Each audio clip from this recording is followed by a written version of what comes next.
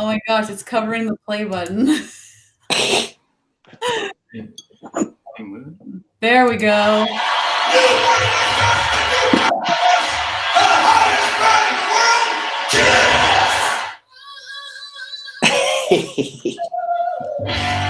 Hey guys, and welcome to another rendition of Kiss Corner. Yes, this is the show that we talk, ramble on for about an hour about everything that is Kiss. So we got a great show in line for you guys today. I'm RT Bear. With me is Kevin Conrad, Scott Palacios, and Taylor Grosso. Say hi, guys. Hello. Hey. Yes. So we got a great show lined up for you people, you Kiss fans out there. So we have a couple news articles. Kevin's going to bring one, and I think it's a fascinating one. And it revolves around another band that we know and love. And and then Taylor's got some news. Then we're going to get into our satanic Kiss connection. Yeah. Yes. Yeah. Yeah.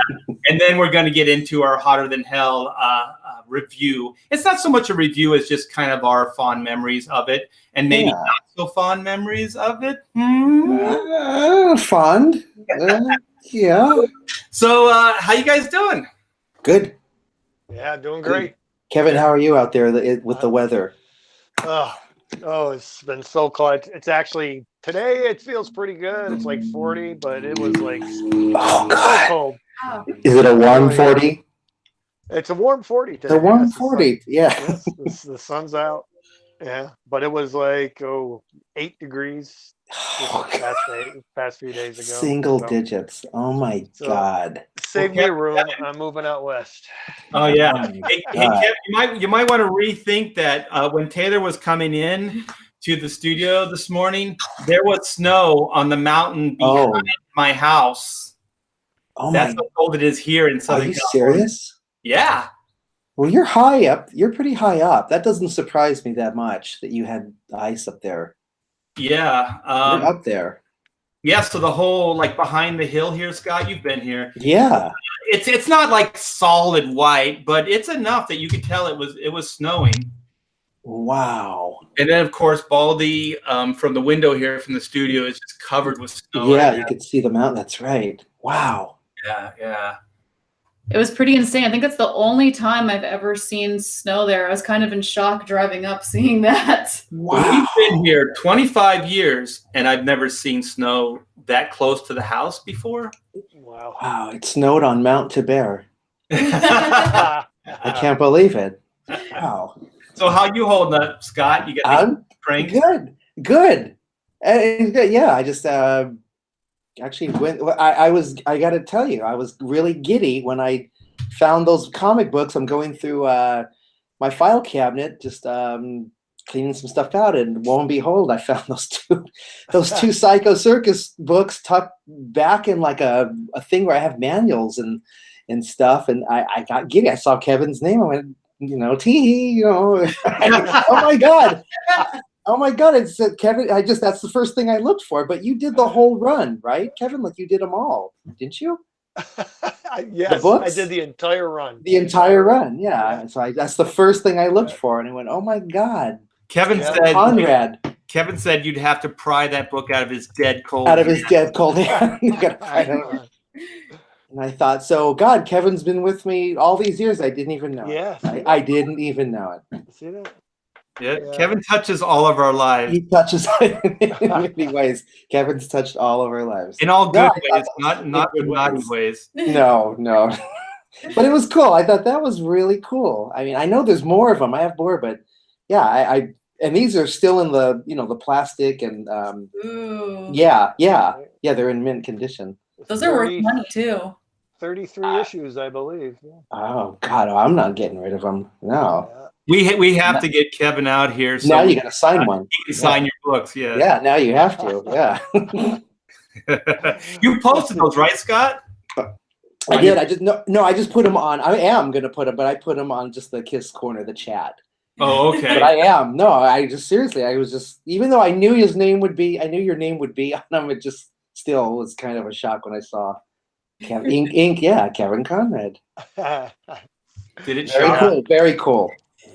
Did it shock you? It was. Yeah, it made me feel better. Right? Yeah. Okay. Hey, Kevin, you wanna tell the Crue story? Well, the news is all over the place. It's Oh, been God. probably over a week now where Nikki Sixx, Tommy Lee, they're accusing Kiss of stealing their finale show. Oh, God. Truth be told, you know, it looks very similar. It's the and it's only the only similarity I see are the I don't even know what you call them. You know, it's the platforms that Gene and Tommy go out and cruise over the entire audience and get to the back of the stage and stuff. It is identical to what they use. Wow. It's the same guy. They hired the same set designer. Did they really? That Motley Crue used. So, big deal is all I got to say, because you know what? Kiss was using these rising platforms since 1976. Oh, God, for years. Yeah. Years. So who's stealing from who? You know, and I think it's just in my personal opinion, it's just sour grapes, and they're just trying to something else just to push Kiss down. You know? Well, do you think Motley Crue's trying to get some controversy going? Absolutely. They got that new movie coming out. Absolutely. Yeah. So trying to seem relevant. I totally think that's what it is. Yeah, I totally think so as well. Yeah. Oh, by the way, you guys, we got to start talking some more crap to get people into this chat, man, because controversy sells. Kiss, there is enough. There is more than enough. There always is. Yeah, well, I agree with you, Kevin. It's like a who made who scenario. Yeah. Without Kiss, would Motley Crue even exist? But that's exactly it. You just said it. Like, would there be a band like Motley Crue without Kiss? And I won't even say stole. They borrowed so much from Kiss. You know, Yeah, I mean, they sure. even had a song called "Hotter Than Hell" at one point. Wait a minute. That never made it on an album, but I remember they played a song called "Hotter Than Hell" when I saw them pre Shout at the Devil. I mean, pre Shout at the Devil. Right up there with Merry Go Round and Round. Yeah, it was around that tour, actually, around when they were still, but like I said, right at the cusp of Shout at the Devil coming out. Hey Scott, did you ever see them at the Whiskey? I never did. I saw the smallest venue I ever saw them at was the Santa Monica Civic. Because I saw him at the Whiskey with our friend James. Oh, Troy. Yeah, he loved Motley Crue. I bought that EP. I still have that thing. So do I. Yeah. Yeah. Crazy. Well, you want to talk about Paul's dad? Yeah, I guess the other big thing in this day in history was a couple of days ago. Paul Stanley's dad. There he is, right there. He looks just like Paul. He's a chip off the old block. Look at him. He looks good. He does look good. Paul tweeted, "My dad, the oldest and coolest man ever at a Kiss concert." He was at the forums. He'll be 99 in April. Wow. Except he never supported poor Paul when he was young. Never. If you listen or if you watch the right? I guess listen to the Kiss and Tell or read the Paul's Kiss and Tell book. Yeah, one of the most disturbing things, I don't want to talk bad about his relationship with his dad, but one of the most disturbing things in that book is early on, I think it's in like this first or second chapter. Paul, do you guys know what I'm going to bring up? I do. Paul talks about how his dad came home one night and was like really distraught and had been drinking, and his dad didn't drink a lot. And he thought it was strange. And he came into Paul's room and he was like teary-eyed and he started crying and he was just like apologizing. And Paul was like, "What is this all about?" And after that, he never spoke about it. And then it turned out years later, you know, when Paul was an adult, he asked his dad, like, "What was that all about?" And his dad confessed to him that he had been in love with another woman and that, you know, him and his mom weren't getting along and he had been having an affair and it broke his heart. He had to let this woman go. And then Paul was just, his response was so cold, just like, there's no way he was in love with somebody. Like, he was living with us. Like, he was such a jerk about it. Okay, now everybody look at that photo and just like, that's the guy. That's the guy. Yeah. That's the guy Paul's bagging on. His 99-year-old dad. That's the Look how sweet he is. I know. He guy. was Look awesome. at I him. know. Yeah. Good We should have gave Lord. him some or had him stand on a soapbox or something so he Good. could be as tall as Good Paul. Lord. Too. His boots, yeah. The same. They're orthopedic. He's wearing boots from orthopedic shoes. Oh, you guys, this Oh. is so funny because I think it was last week. Was it Gene or it was Kiss on Twitter posted that their first album was 45 years ago on February 18th, 1974. Do you realize that was so close to last week when we actually talked about that album? Wow. We must have known. Amazing. Yeah, that's weird. In the Kiss universe, right? We must have known. We're psychically connected. It was out there. Yeah. Yeah. February 18th, 1974. Wow. 45 years ago. Wow. How old was Paul's dad? Oh God. Okay, 100 subtract. What is he? Well, 5? He was still up there. Yeah. 5? Yeah. I mean, he was an old. Yeah. He was an old guy He then. was an old guy then. Exactly. Whoa, whoa. Whoa. Okay, you guys want to get into the deeper, darker Oh, subject yeah. matter. Oh yeah. Pull back the veil of Yeah. the satanic influence that Kiss had. Kiss, rock band or satanic cult? You Oh, God. Yeah, you decide. Okay, so the video you guys are about to see is from the 80s, apparently. And it was some scare tactics video about like teens worshiping Satan. So Good God. let's take a look at this. Do that is with a rock group called Kiss. Dixie Watley has this report on the band that's not getting older, it's getting weirder.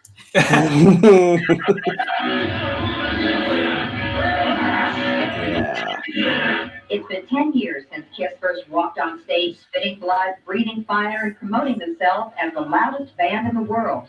With a new album to sell, Kiss has been on the road again, but their 100-city tour has met with controversy reminiscent of the 60s.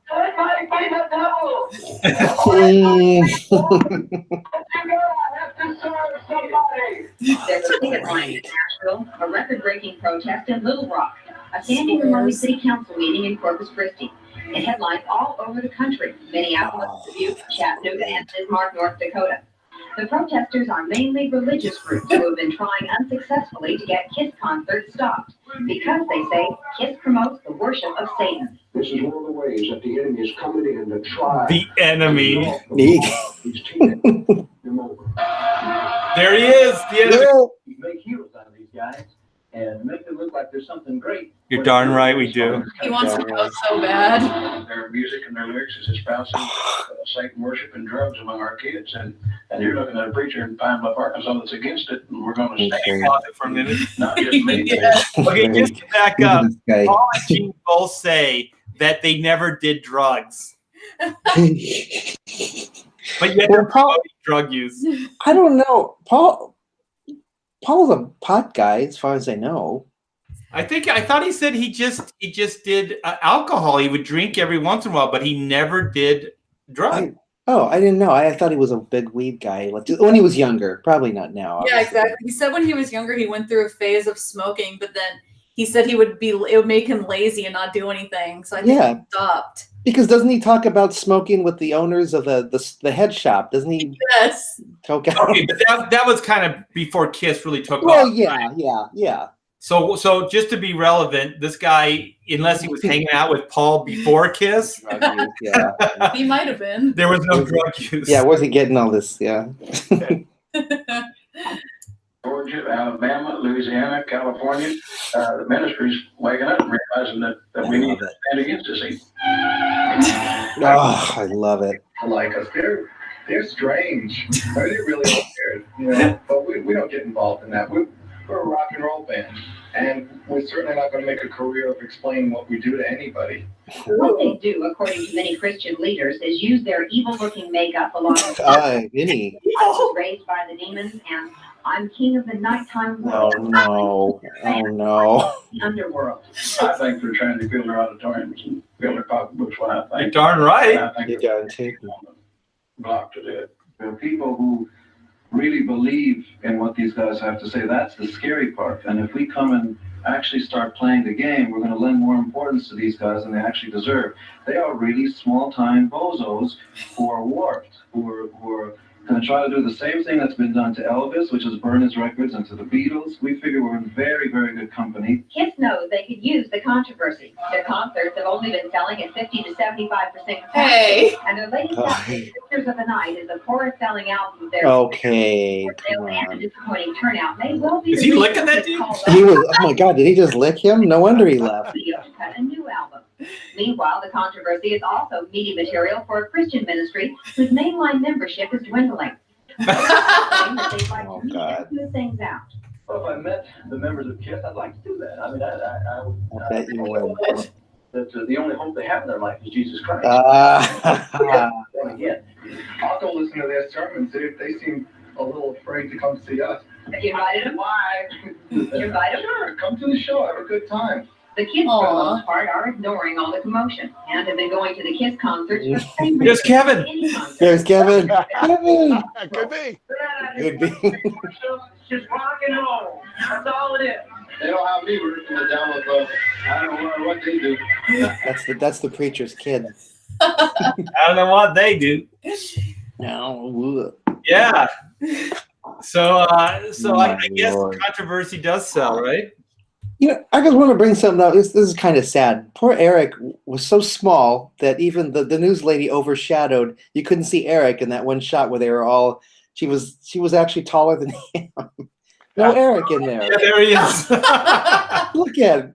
Poor guy. Eric. You're right. It's funny. Gene looks a little small there.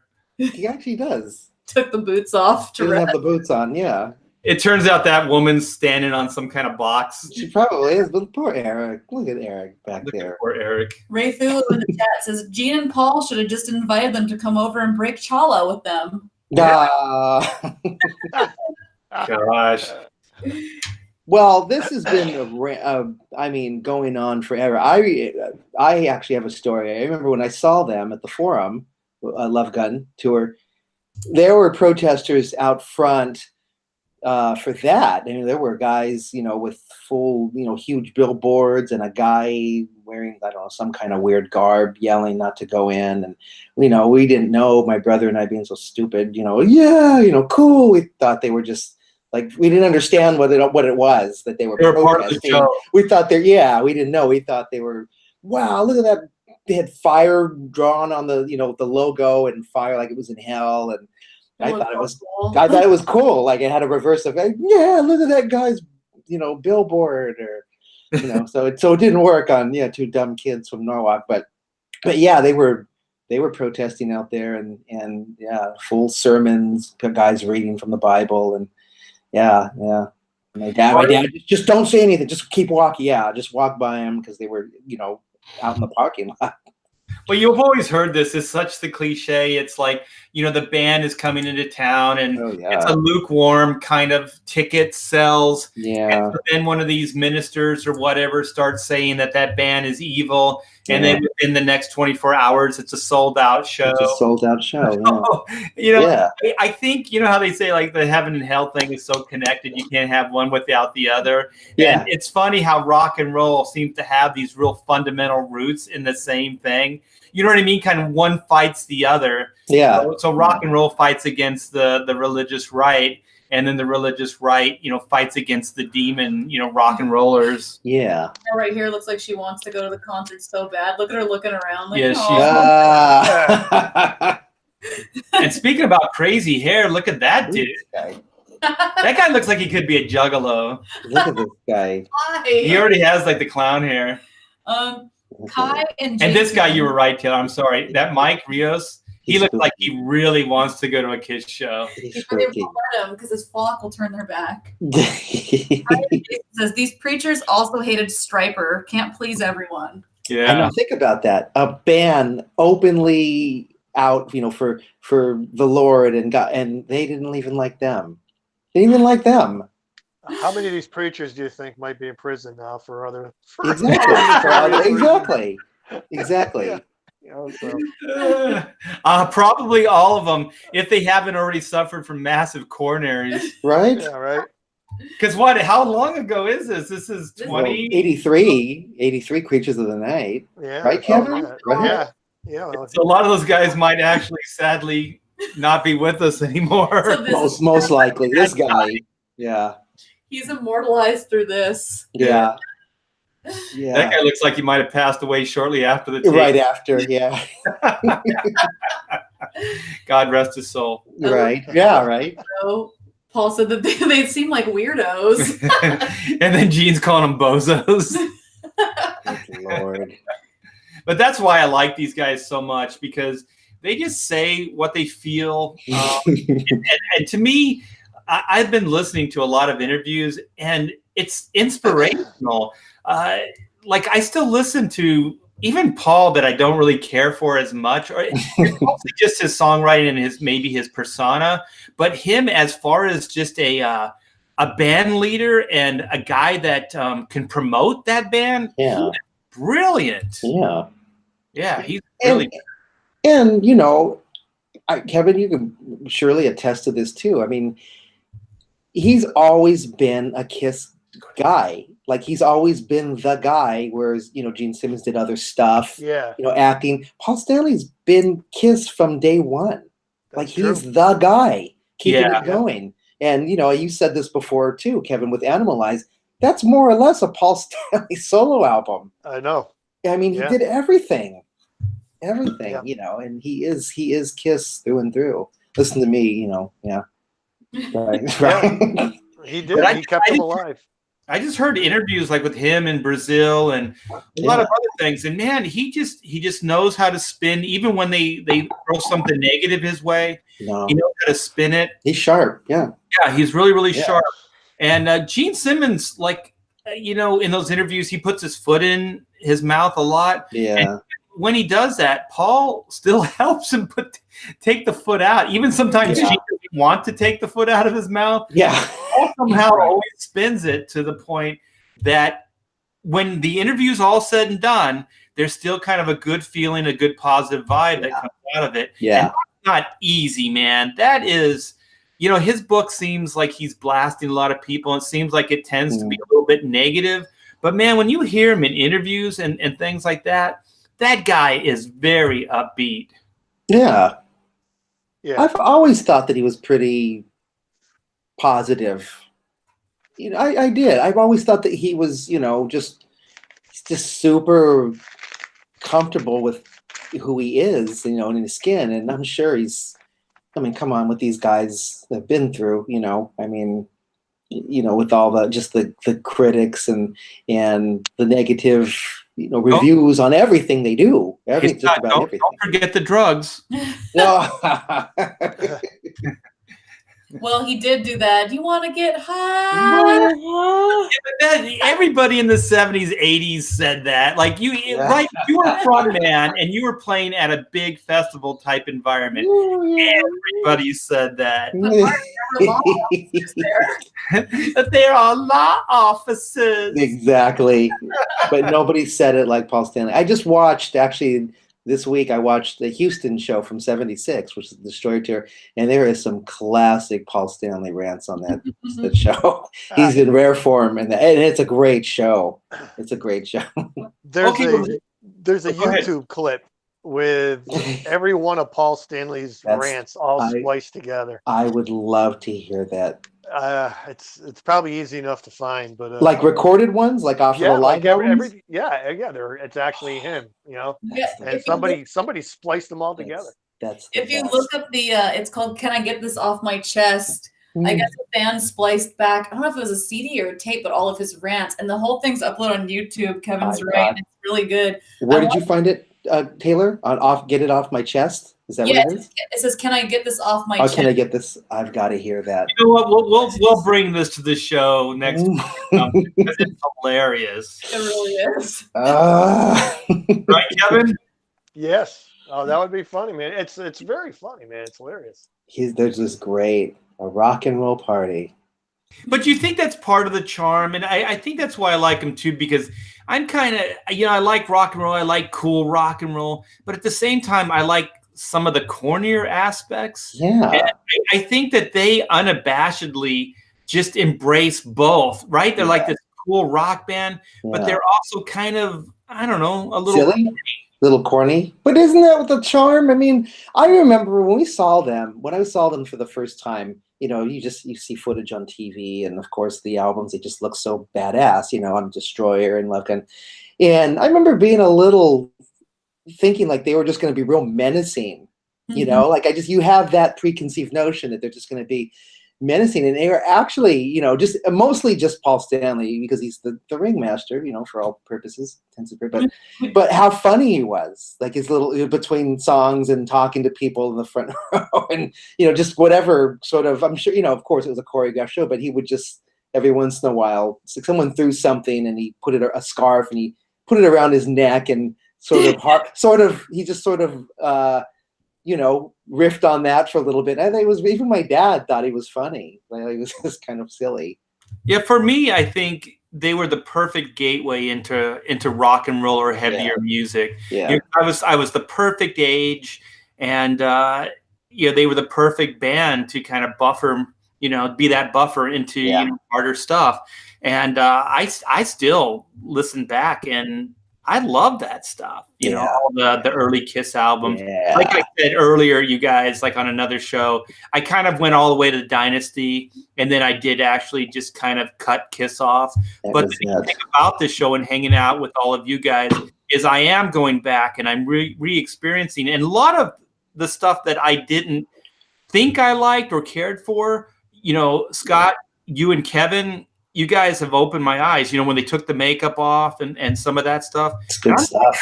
I'm listening to it, and there is some good stuff there. It's good stuff. Even Asylum. I'll even say Asylum. Asylum's got some good stuff on it. Definitely. Go ahead, Kevin. No, I just said it. I was agreeing with Scott. Good Definitely stuff. some good material on that. The one I'm holding back on experiencing, and I think I'm just going to wait till I can really spend time with it, is Alive 3. That one is going to be like the cool experience, because, Alive 1 and 2 were the albums for me.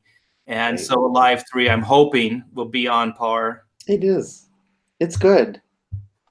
Ray Fulu in the chat says there's an animated comedic short here on YouTube called My Dinner with Paul Stanley.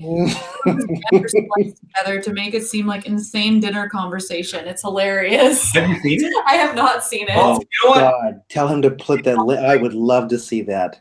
Yeah, we'll bring both of those clips to the show next week. We definitely will. Oh, and God. Okay, so people are starting to take notice of our title, which, if you guys didn't notice, one of the other things we're going to discuss is Hotter Than Hell. And is it the worst album of all time? No. I got to ask you guys, did Hotter Than Hell come out the same year as the first Kiss album? It did. It came out in October of that year. They were cranking them out. I mean, think about that. 2 albums within a year. They were just cranking out. Those first 3 records were, right, Kev? They came out in very close succession to each other. It was just a thing with economics. Look, this thing's stalling out. Get in there and do another one. Yeah, get in there. Did Dress to Kill come out that same year? Kevin, is that 75, right? Early 75. Yeah. Okay, because Destroyer, Rock and Roll, those 2. They both came out in 76. Came out the same year as well, didn't it? They were pumping out 2 albums a year. Exactly. They were okay, so it was 2. Okay. Mr. Hellstrom in the chat says that we're wrong, that the worst Kiss album is The Elder. No, it's got some good stuff. We're going to get to that. Got some good stuff. You know what pisses me off about that is no. People always go there. They always go for The Elder. And not too long ago, this is semi-Kiss related. There was an article about really bad Bob Dylan albums, and someone's rebuttal was that even with a bad Bob Dylan, there's gems on Like, I think that was the article, gems on the worst Bob Dylan albums. So Kiss falls into that category with Dylan. You just gotta sift through. So yeah, they're not all great. Only Scott could bring up Bob Dylan in a Kiss Corner chat. Exactly, and that's the best off the cuff. That was the best analogy I could make. But there are on every record, and Kevin will attest to this because you go deep too. Is just there's gems on just about every album. Agreed to a Hotter point. Than Yes. Hell. No, stop it. Gems. Stop it. Gems. There's even good stuff on Monster. There is. There is. I Classic. agree. The only one I have I can't know. We won't go there. I guess we can save a lot of that as we go through each album review. No, we can go there. But my absolute least favorite album is Unmasked. Is it really? It's the single most poppiest Bay City Rollers. It's very pop. Saccharine, bubblegummy. You know what? I mean, there's some good playing. There's some great riffs on that. There is. Naked City. Great Shandy, riffs. Tomorrow. But anyway, it's. I love the angry Kevin. Ray in the chat disagrees. Heck no, Hot in the Shade gets that distinction for me. The worst? Man, Being the worst? There's some great songs on that That's album. a great record. Yeah. No, Hot in the Shade. That's got lots of good stuff on lots it. of great title though. And Kevin, I think we talked about this too, is that was sort of, to me, when they went sort of back and recaptured what Kiss was about. The set lists on that tour were that's one of my favorite insane. Tours. Insane. Yeah. I don't think Eric Carr played any. I think that's probably the best I've ever seen him right? play. They're on fire. If you ever see footage, look up footage of that tour. Anything amazing, but in particular, the show at the Palace in Michigan is phenomenal. You know what album's not on fire? What? Hotter Than Hell. You guys want to talk about that for a bit? Of course. All right. Of course. The set list. Yeah, let's start with Kevin, the angry Kevin. Great album, released in October of '74, and it actually went gold right after. I think it went gold in like June. Not long after that. Very soon. What was it? Yeah, it was. It was like June or July or something like that. Very soon after, yeah. All right. Do you guys have a set list, or you have a? I have it in my head. Do you have them in your head? Yeah. Go ahead, rattle them off, Scott. Got to Choose. I think Got to Choose is actually the opening. It is. It is. One. Yeah. Watching You, which is great. Great on there. No, they're not in order. Not in order. Oh. Okay. Not in order, but Hotter Than Hell, of course. Coming Home, one of my all-time favorites. Yeah. Going Blind, of course. I'm blind. Oh my God. I'm not blind. Strange Ways, great. Ace Frehley tune. 3 and you're 6. Right. Right. Going Blind. Let Me Go Rock and Roll, classic. Still playing it on this tour. Great version of it on this tour they're doing. Parasite, of course, great. Talk about great riffs. Mainline. Strange Ways. Classic. It's got good stuff. I think that's them. So Kevin, where do you chime in on Hotter Than Hell? Kiss's sophomore album. I love this album. It's got the best original Kiss lineup song, the heaviest original Kiss lineup song ever, Parasite. Yes. I even liked production. I know there's a big to-do about the production with Kenny Kerner, Richie Wise, but I like that it's very atmospheric. It's got like almost like a delay or an echo going on, and the whole thing with the cover with the Japanese thing and going on, and it just has a feel to me. I've got nothing but love for this album. Man. Yeah, there's a lot of great tunes on this album. We in our band right now, we're playing 3 or 4 of these songs. Oh, what are you playing? What are you doing? We're Parasite, Let Me Go Rock and Roll, nice. Strange Ways, nice. In the past, my other band, we played All the Way. We played Watching You. So I mean, Got to Choose. That was another one that we played. But it's just such a good, strong rock album. And it's heavy. It's heavy, man. There's no fluff. That was the thing about Kiss. Once they got into, to me, for me anyway, they just started, like throwing love songs on. There was always a fluff song on every Kiss album. I don't remember. Well, you know what? Probably Destroyer started it with Beth. Yeah, with Beth. Yeah. Oh, you think Going Blind is a little bit of a love song? Just don't start and everything. Going Blind is a great song. Look at, I know it's all way before the Me Too movement, whatever else, but it's a great song. I mean, it is. Hey, look, lyrically, okay, they're not geniuses, with the lyrics a lot of the times, but sorry, man. It's heavy. It's Going Blind. And I think the Melvins cover Going Blind, or at least Buzz Osborne. The melody is like dun dun dun. Yes, dun. Melvins did. They did, right? They did a great cover of Going Blind. Yeah, they did.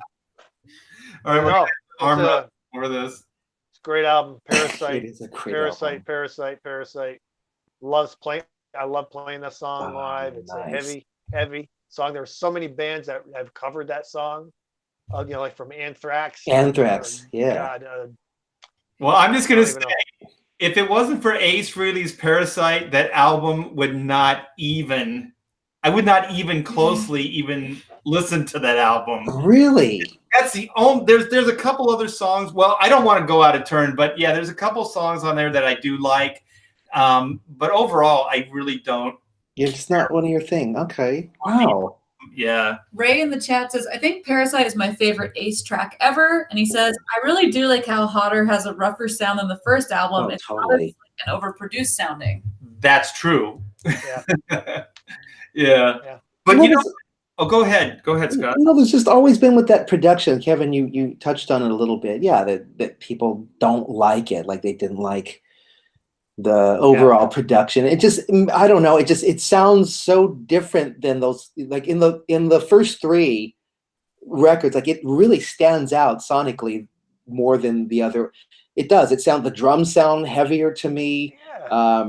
It sounds just murkier, like just darker. It's just got a dark quality to it. Paul Stanley's vocals sound not so scratchy, and I don't know. It has a lot of atmosphere, as you said, but it was always that rumor that it was mastered at the wrong speed, and that's why it sounds as heavy as it does. I don't know. I've never heard them ever address that, and I don't know that that's true, but that was always what I'd heard, that it was actually mastered too slow. Yeah, I heard that too. And I do like Paul's voice on this album. Oh, I do too. You know what? Gene sings most of the lead right on the album. Oh yeah.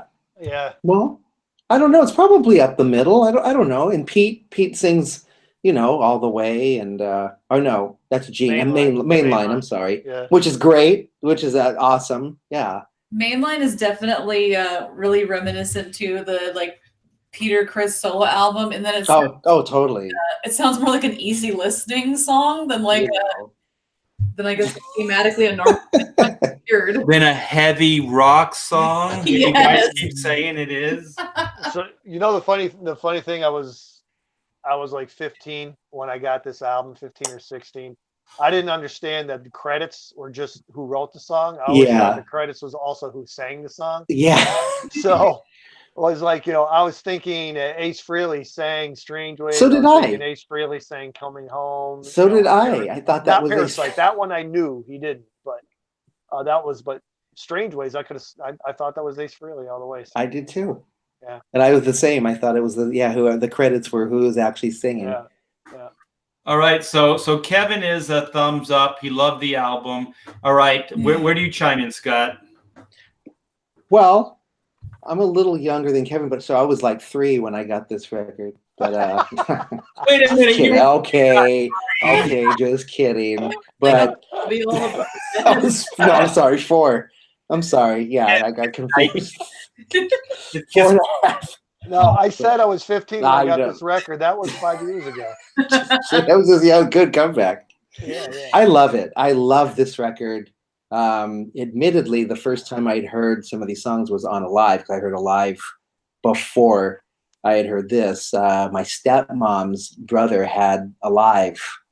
And, of course, the killer version of Got to Choose on Alive is amazing, and Parasite. And then, and then hearing the studio version. But I love it. I love this record a lot. Hotter Than, just the title track, even Hotter Than Hell, is just such a great tune. Which Paul had said that he had modeled it. He was a big Free fan, of the band Free, and said that he had modeled it after Is It All Right Now? He wanted that kind of space, between the guitar and with the drums. And he likes Paul Rogers a lot. He right? loves Paul Rogers. Yeah. Paul Rogers and Eric Carmen from the Raspberries are two of his biggest, influences. Is there the art direction on this album gets commented on a lot? Was there a specific reason they went with like the Japanese theme? Was there significance to it, or was it just kind of a distinctive art? God, Kevin, do you know? I actually don't. I don't know why, man, but like you can do like a Google search for Kiss Hotter Than Hell photo shoot, and you'll find dozens of photos from that shoot. Some of them pretty risque. Oh, with the with the women and stuff, the naked women. And what I recently learned too, because I knew we were going to do this, was that Ace Frehley's makeup was partially airbrushed onto the photos because he was involved in a car accident. And he had stitches in his face on his, I believe it was his right side of his face. Get out. So like one half of his face is airbrushed in with the makeup. I did not know that. I didn't know that. Wow. But you can see there's like photos online with him with the half of that makeup during that. Get out. No. Was that the time that he accidentally drove through like his own house? I don't know. I mean, he's been involved in so many. There's so many, right? Yeah. Exactly. Because I know in the Ace Frehley book, he talks about how multiple times he would, get on a bunch of chemicals, should we say, and then drive. And he told one particular story, and I was horrified until like it continued. But he talked about how he went to drive to the store, and either his wife or his girlfriend at the time was like, "Don't leave." So he snuck out, and then he ended up, instead of going back, he floored the car and drove. Oh no! And at first I was like, "Oh my gosh, does he have like a daughter that like died tragically?" But he's like, and then it turned out she wasn't there anyway. He was just very like, it was fine. She wasn't in the room. Wow. But I guess it was like a pretty bad accident. So I don't know if it was that time or if that was too early on. God. But yeah, he's known for his. Yeah, he's had a few, right? He's had a few car into, just one of those things. Oh, Ace drove through a house again, right? It was just so, common, I guess. He's freaking snowblind. Yeah, he's snowblind. He's up on the cold gin again. He's wiped out. Yeah. He's wiped out. Yeah. Yeah. I don't think none of us should be too shocked at the antics. No. No. Yeah. I'm shocked he's still alive. I'm hotter than hell. And I'm hotter than hell. Hotter than hell. Oh, okay. So Scott, what are the standouts on Hotter Than Hell for you? And then what are you guys, both of you, this is for both of you. We already know what Kevin's standout. So what's your standout, Scott? And both of you, what are the weak points of Hotter Than Hell? Ooh. Kevin, you go. You threw standouts. Got to Choose. Parasites. You say Strange Ways. Strange Ways. Probably for me, the weaker tunes are. I'd have to say probably All the Way. And Mainline, but look, I love them all, so it's hard. You're talking me rating a song from a 10 to like an 8, so don't take it as a negative. Probably Mainline, Okay. So wait, so you're going to endorse Going Blind?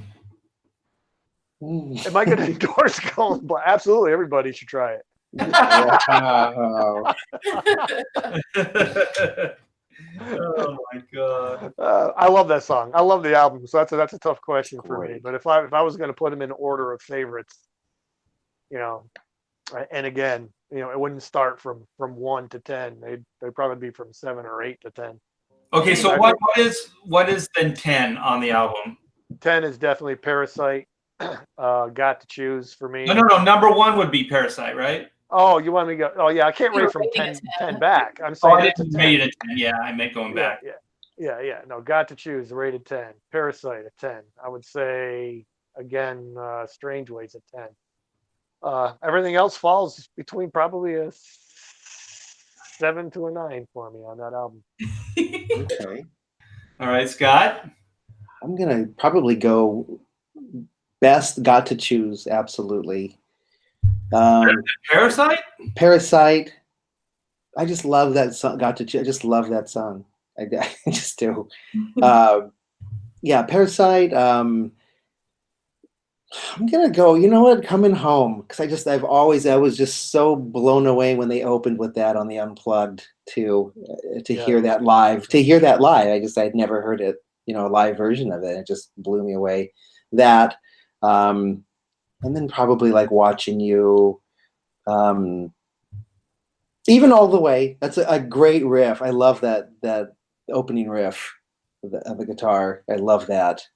And then Hotter Than Hell, and maybe I like the whole thing as a whole unit, but definitely Got to Choose would be my top. Okay, so we gotta get Taylor to chime in.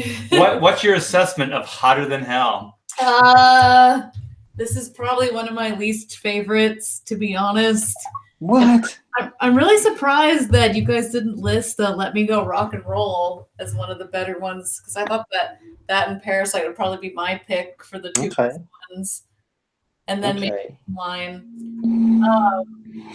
As far as the album as a whole, though, yeah, I don't know, it kind of rests in a weird place. I don't think this album is that strong, actually. No? I'm sorry to disappoint, but I think Parasite is probably the strongest song, and that seems like they're pretty heavy by liking that song too. Yeah, I think heavy. Before, but if Parasite wasn't on this album, I don't think it would be as successful of an album.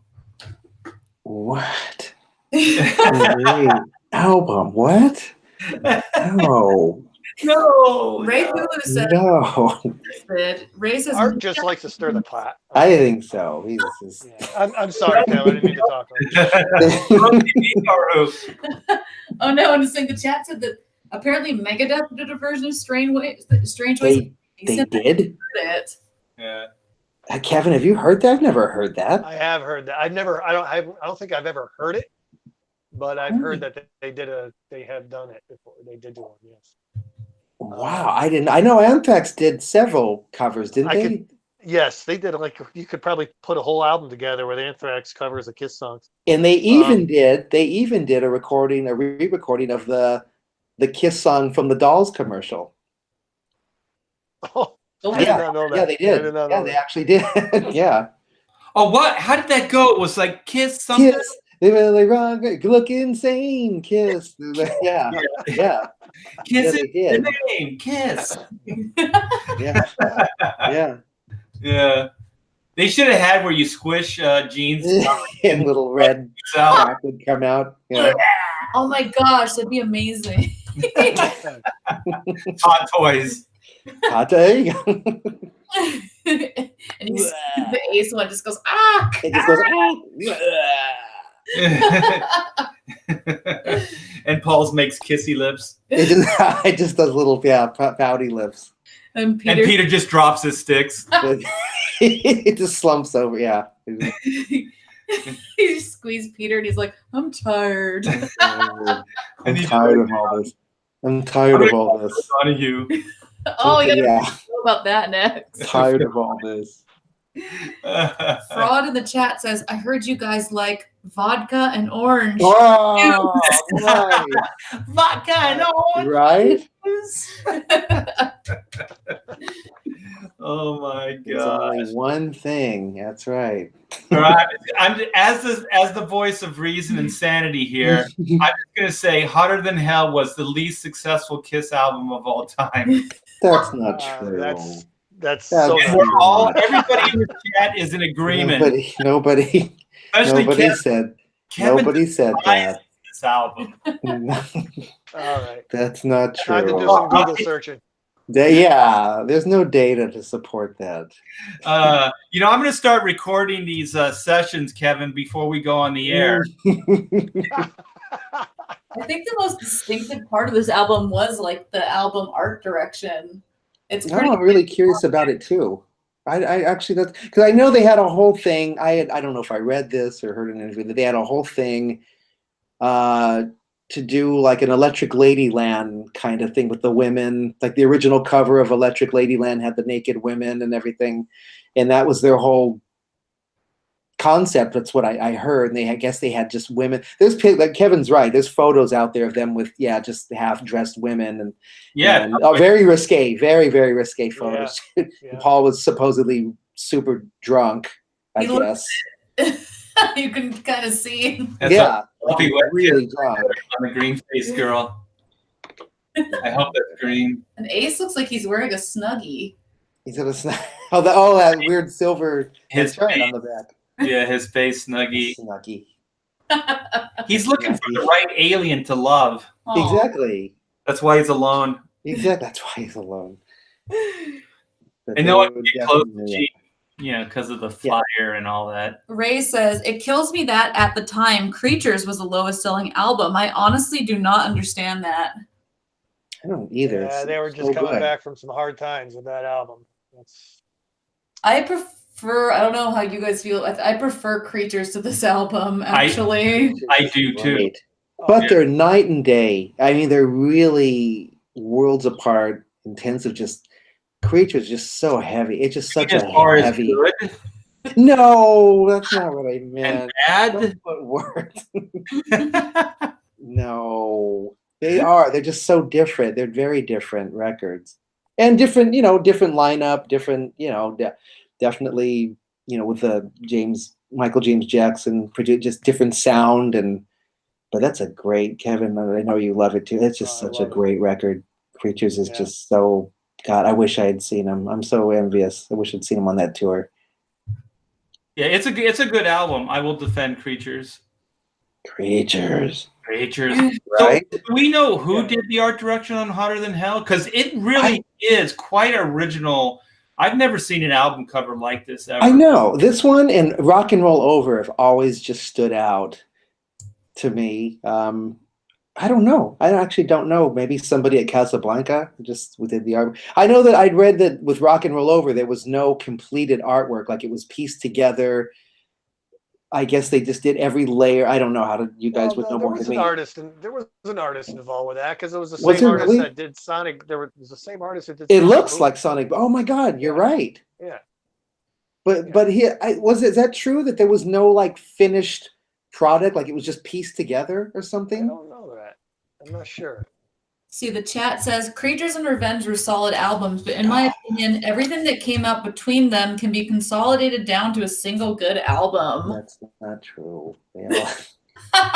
That's not. They all, again, you have to dig and, like all good things. There's great material on everyone. Maybe, I don't know, again, I don't like everything off of every record, but there's gems on everything. And and it was Parasite on this one. Oh no, there's lots of good stuff. Holy gem. Hey, you guys, did Kiss have a lot to do with art direction on the album covers and things like that? Or were they kind of hands off? God, I don't know. I don't Kevin, know. do you know that? I don't know how much direction they actually had in the album covers. I had the good fortune of meeting Ken Kelly a few years ago, probably about 3 or 4 years ago. And, really? Oh my God! I was talk about you want to see because I don't get starstruck by too many But- people. But Ken Kelly, gee. I was completely a fan geek talking to this man, and he had a deal with them, with Kiss, and he still does work with them, and I mean, or is friends What? with them at the very least. I mean, he goes to all the events and that kind of thing, but he's able to sell whatever he wants from that Love Gun and that Are you Destroyer serious? cover. Yeah. I don't remember if it was him who told me, but the Destroyer cover, what was it? I don't want to misquote, but I want to say he owned it. Oh my but God. I can't say for certain, so I don't want to misquote him. I don't want to misquote on that. Wow, if he does. Jeez, that likeness. Wow. Pretty Or at cool. least the alternate version, maybe I'm thinking of. Okay. With the other costumes, with the alive costumes.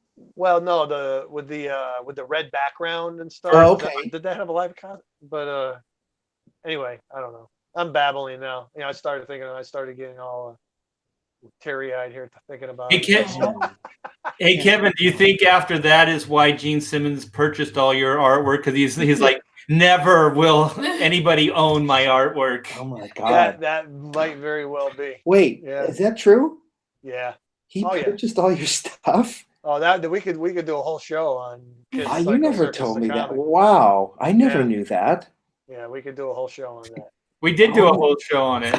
Oh, we. Oh my I don't know if God. Scott might not have been there. I for don't that. remember. Wow, I didn't know that. Yeah, maybe Scott wasn't there, but yeah, I mean, just for anybody in the chat, just in a nutshell, when Kevin did all the Psycho Circus artwork for Todd and Image Comics, Gene Simmons had a buyout contract that all the artwork, it was in your page, your per page. No, it was separate from my page rate. Okay. It was a separate deal from my page rate. So it was a buyout, right? Yeah, it was, and I got paid by separate check every month for the artwork. Did the checks come from like Gene Simmons or Kiss? Like, how did Nope. the checks through Todd? Both checks came through Todd McFarlane Productions. Oh, through McFarlane.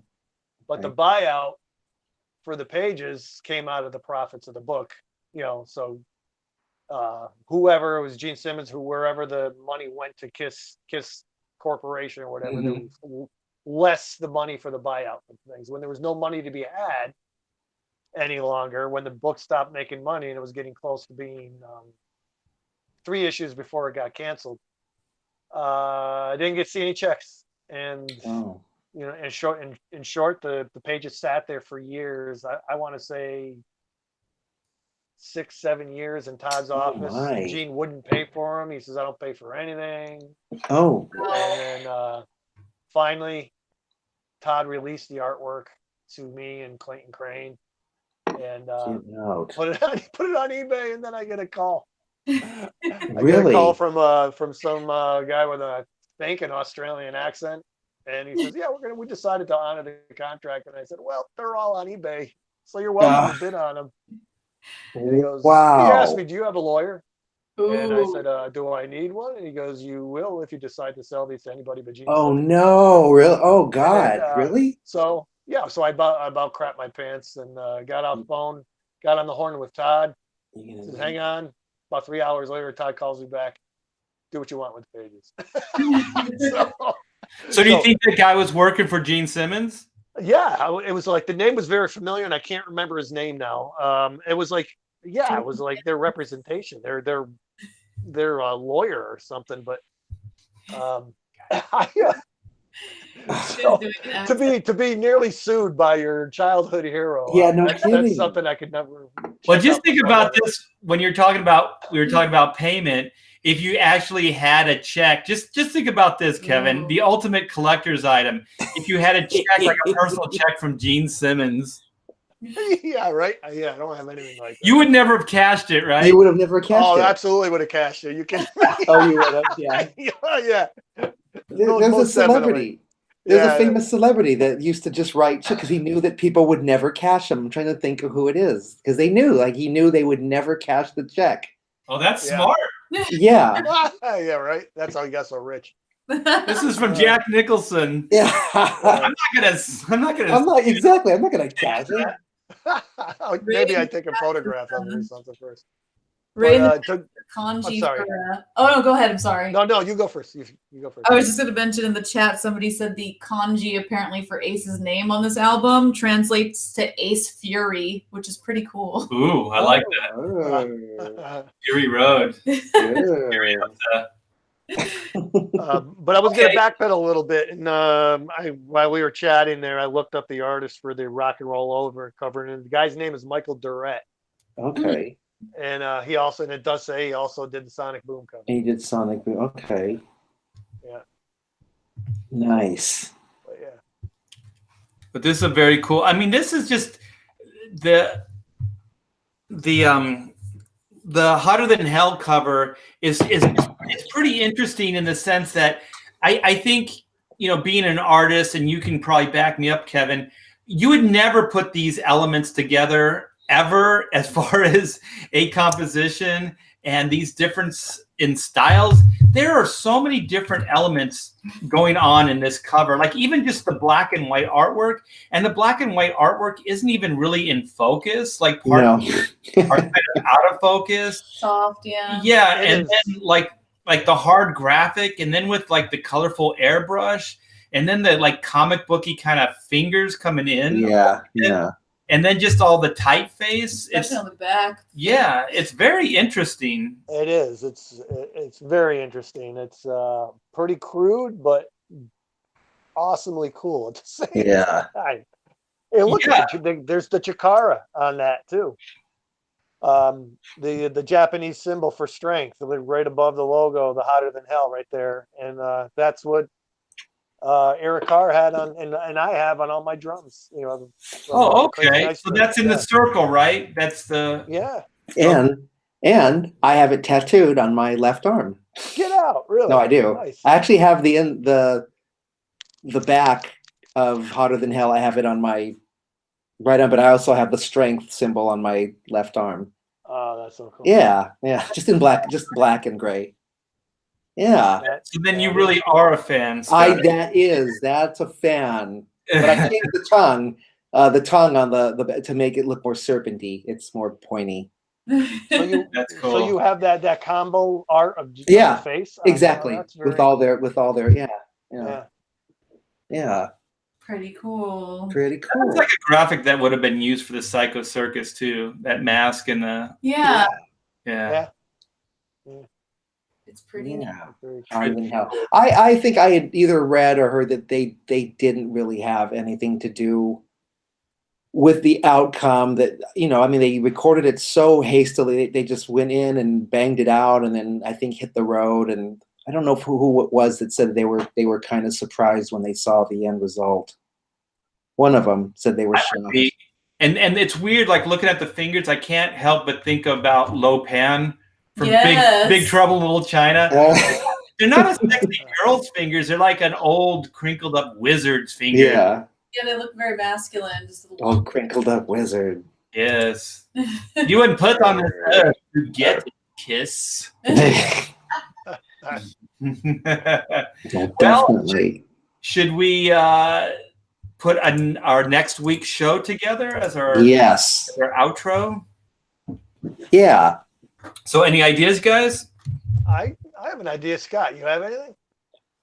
I don't have anything. No, I don't. I mean, I love the Satanism thing. Just it's a great idea. I don't want to keep glomming like this thing. You may not like it anyway, but I do have an idea. What? Stories. Have you ever met Kiss, any of the members? What was your take on them? How many of them have you met? That's really good, because I have two.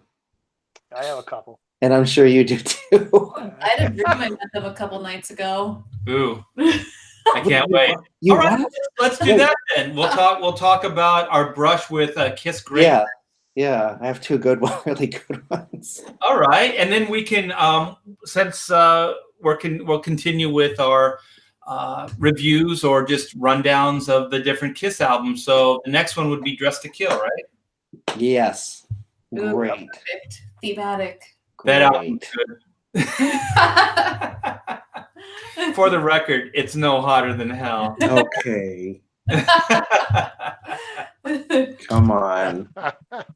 Which, by the way, hotter than hell. Thumbs down. Okay, it is not. You're just Oh, my very, God. very good. I'm gonna listen to it tonight. Yeah, I already listened to it. Sure. Thumbs down. I hope Art, I'm going to go on your Facebook page, and every hour I'm gonna post a YouTube link to one of the hotter than hell. Nice. A different track each time. Start with mainline. Yeah. Exactly. No. Start with what is that? Going Blind. Number one, going blind. Yeah. Cluster F.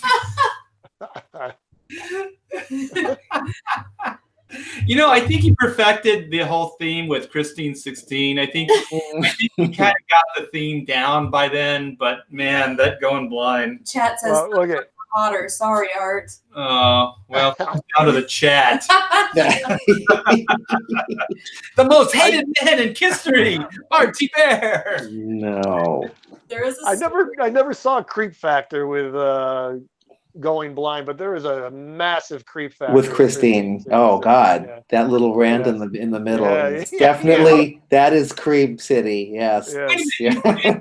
Wait. I need clarification, Kevin. Okay, so you said you didn't see the creep factor in Going Blind? No. Yeah, no, I did not see the creep factor in that one. Isn't there a line where he says, I'm 93, 93 and you're 16. but that's not creepy? I saw you coming out of school that day, and I knew I had. I was going to say I with had to have Christine, you. you Come have on. blatant sexual innuendo. With Going Blind, he just says, I'm not talking- I'm 93. I'm saying the subject matter that he got down right by Christine 16, because to me it's a better song. I'm not saying the subject matter is any better. I'm just saying based on similar subject matter, Christine 16 is a better song. Agreed. I disagree. Doesn't that have the cowbell part in it too? Christine? No, just the piano. I thought it goes gong gong gong kunk kunk kunk. No, it's Christine 16. here. This is Christine 16. Wait. Kunk. No,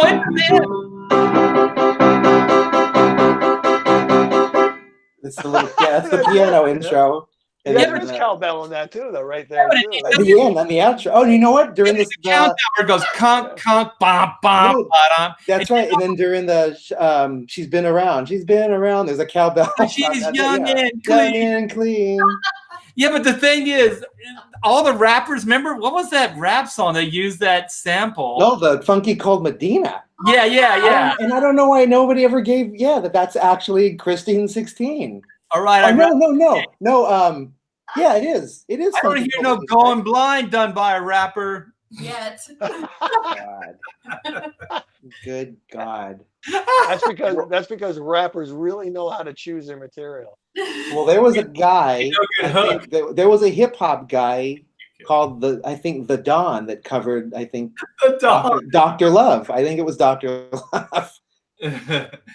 There's a part in the Paul Stanley book where I believe he pitched that line, like when him and Gene were, I guess, working on that Going Blind, where he said the lyric should be the I'm 93 and you're 16. He said Gene was like, that's weird. And Paul was like, that's interesting, but Gene thought it was weird.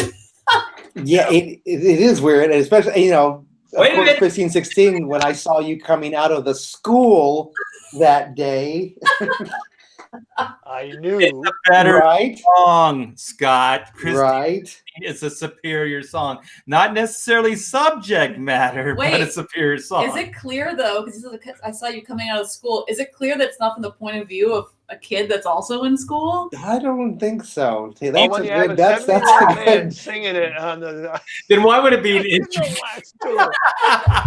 Yeah, because it's still. What was he doing at the school? If not? Yeah, but you're forgetting a very important part when he says, "I don't usually."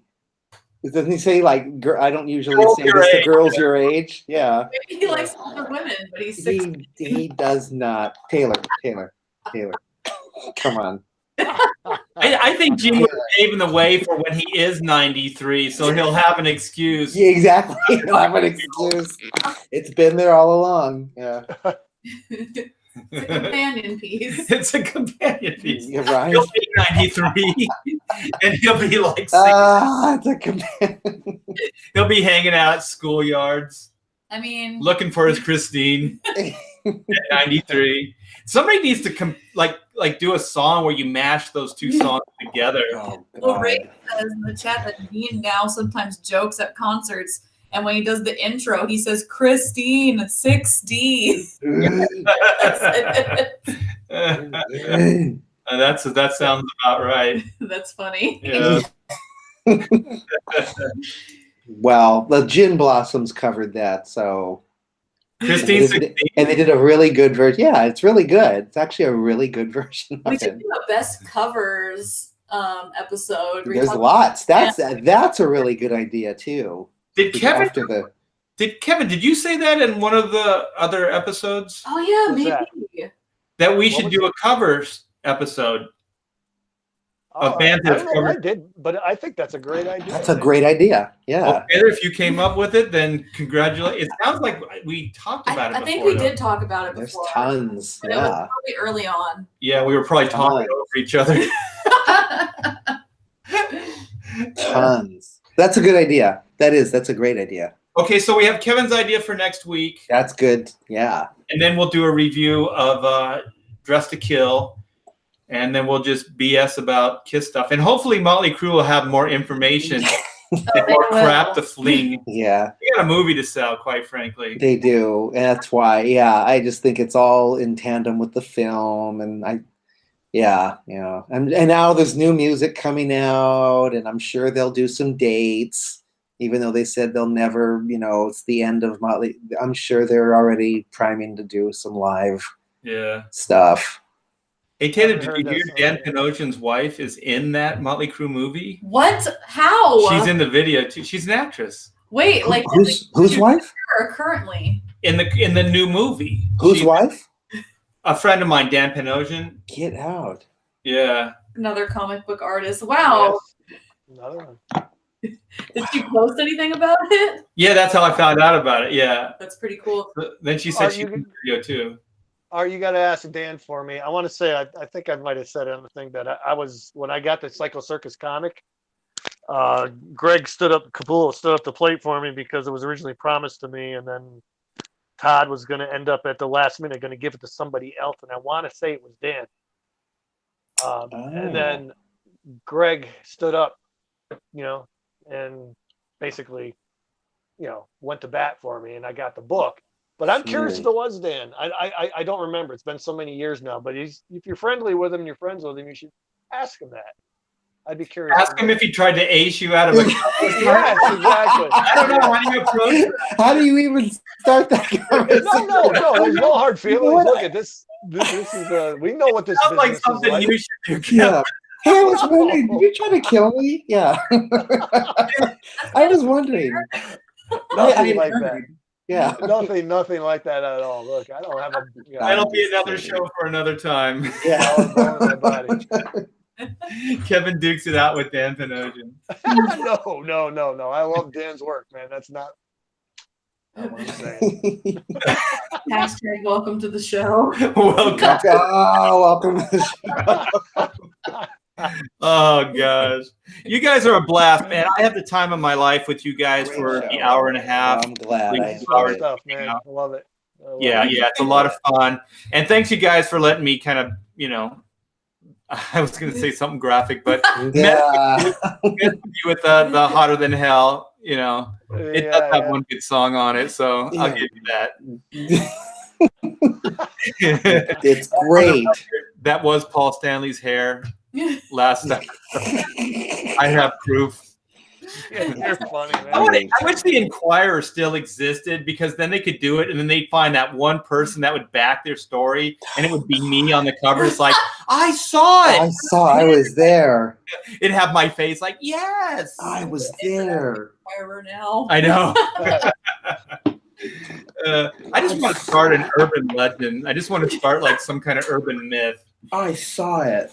I was there, man. You I guys was don't know. there, man. You don't know. I was there. He I saw was in the the- whole thing. Yes, I was in the trenches. His Yeah. dad's looking out after his little Stanley. Oh, What was that thing that you did as kids? Something Stanley. What was that? Remember you Stanley. make something Stanley? Oh, What? what do they call it? Flat Stanley? or Flat something? Stanley. Yeah. I've never heard of such a thing. Yeah. Amanda had to make this flat Stanley. What do you do with it? You carry it make- around? You make it's like a little guy made of paper, and then you send him, I think, to pen pals or something, and they show pictures of him of where he's gone, and then you track everywhere that Flat Stanley is gone. That's right. We should do it with a Paul Stanley doll. Ooh, flat Paul Stanley. I've never heard of this Flat Stanley. The only reason I know about it is because Amanda had to do it in school. Wow.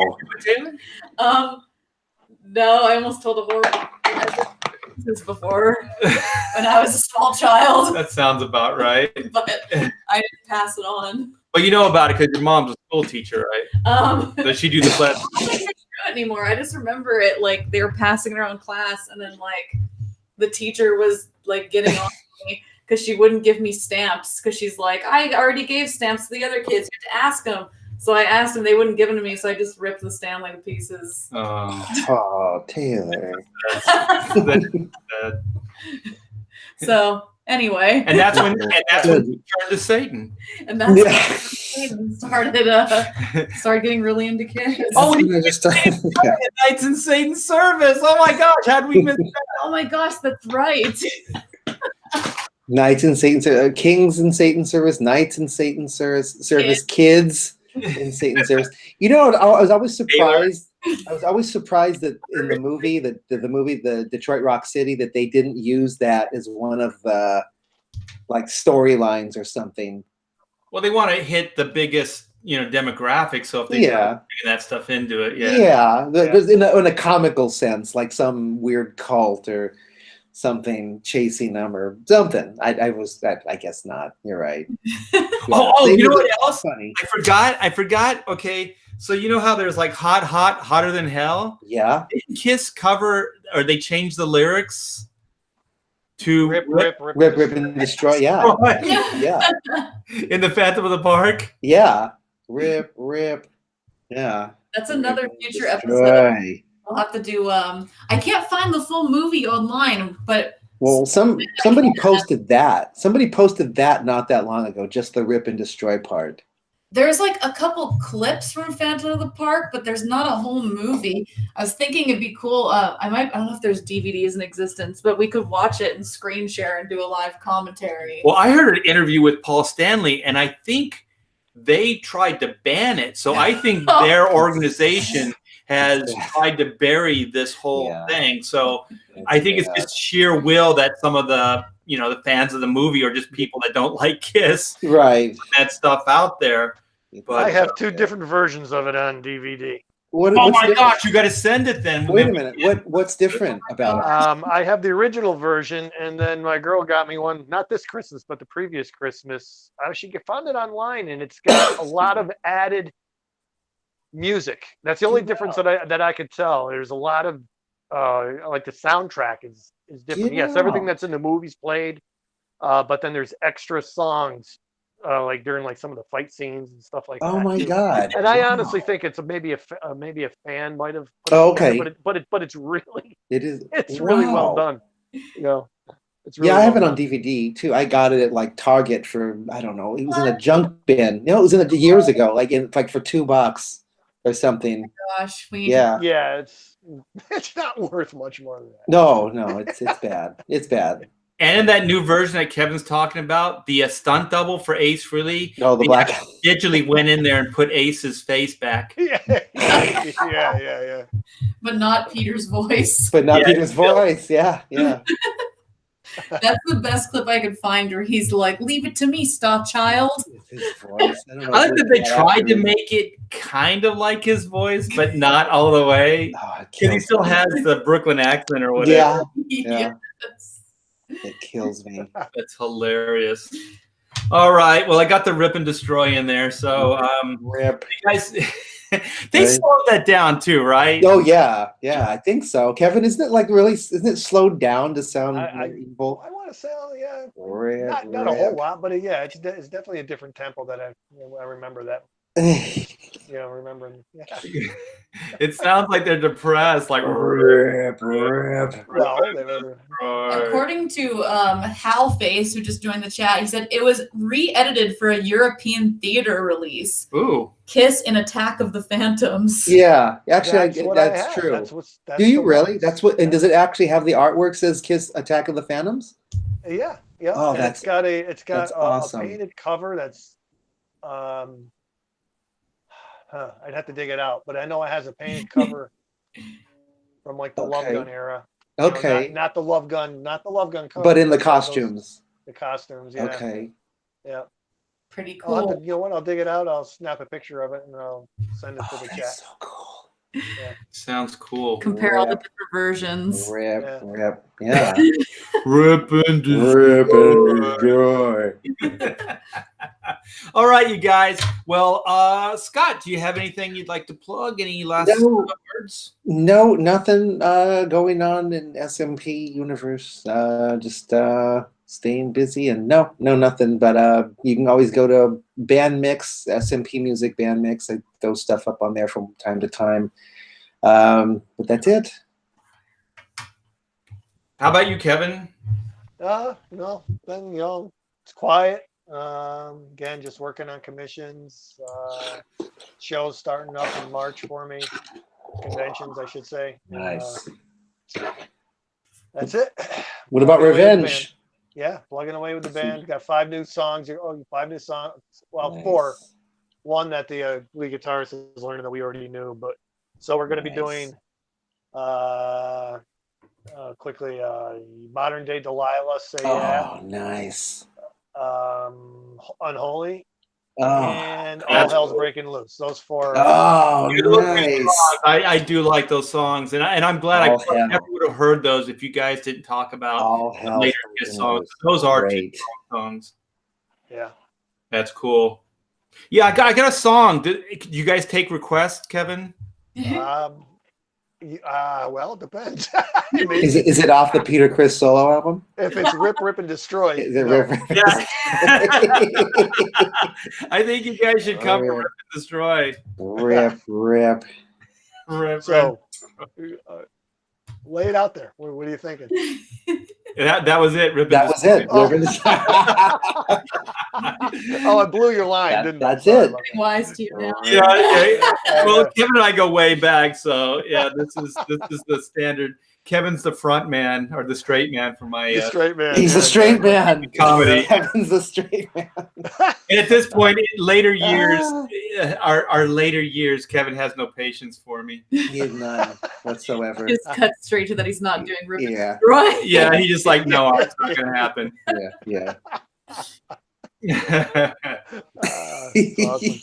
Well, very good. Hey, Taylor, do you have anything? We have something. Yes, we do. What A is it? milestone. By the way, if you guys check out the links in the description, you can of course check out SMP Media, where Scott uploads his musical stuff. You could also check out Kevin Conrad's art website. Kevin Conrad Art is linked in the description, and you can check out the Indiegogo in-demand shop for Black White Remastered, because we just added the art book, Oodles of Doodles, and other stuff too. And right now we are at $53,380. And the book is available, Oodles of Doodles. Wow. You can get a copy of that hardcover art book, 52 pages. You could, if you have not ordered Black and White, you can get the bundle and get both. There's several new tiers. Go check them out for sure. And since we hit 53K and we eclipsed the 50K mark, that means I have to do the Kiss makeup thing that I didn't think Yeah. Nice. So You got to do the back of Hotter Than Hell. That's what you gotta do. So probably next week, I'll put on the Kiss makeup. And if you guys vote Nice. in this video, because we do read the comments after this video isn't live, so feel free to go back and comment on this, even on the non-live version. Go ahead and give us a vote on whose makeup you want me to try to imitate. If you want me to do we had a number system, but if you want me to do Paul, if you want to do Gene, A lot of people are voting for Peter. If you want to truly make me suffer, Pretty so- involved. No, Peter was out in the lead I know. yesterday. That's- Peter was out in front. You could comment 1 for Paul, 2 for Gene, 3 for Ace, 4 for Peter. Oh, get this, guys. Get this. Okay, Taylor's such a hardcore fan. Check this out. Okay, go. 5 for Vinnie Vincent and 6 for Eric Carr. She even Vinnie included Vincent. Vinny and Eric Carr. So if you want that to happen, go ahead and let us know in the comments. Drop us a like, and be sure to go check out the links. See Kevin's art, listen to some of Scott's stuff. Go check out the Revenge site, and maybe get yourself a copy of Oodles of Doodles and other stuff too. Yes, thanks to everybody. The last was 24 hours or so. We sold like 60 books, over $4,000 in sales. So thank you guys so much. You're helping fund this dream for Taylor and I to stay into this independent arena that we're starting to fall in love with and don't want to go back to the mainstream Marvel and DC. So thank you guys, and let's keep going strong. And once again, Scott, Kevin, Taylor, thank you so much, because Always it's fun. been a blast. And I'm re-experiencing KISS all over again with you guys and coming on every week. So it's just been a blast. So thanks. Good. Oh, I'm thank glad. you, man. Thank you. It's always a blast. Always look forward to the weekend. Yeah. Don't forget to like, share, and subscribe to make sure you never miss a KISS Corner. Yes. Thanks, guys. Have a good one. You All right, too. you too. Bye, everybody. Bye-bye.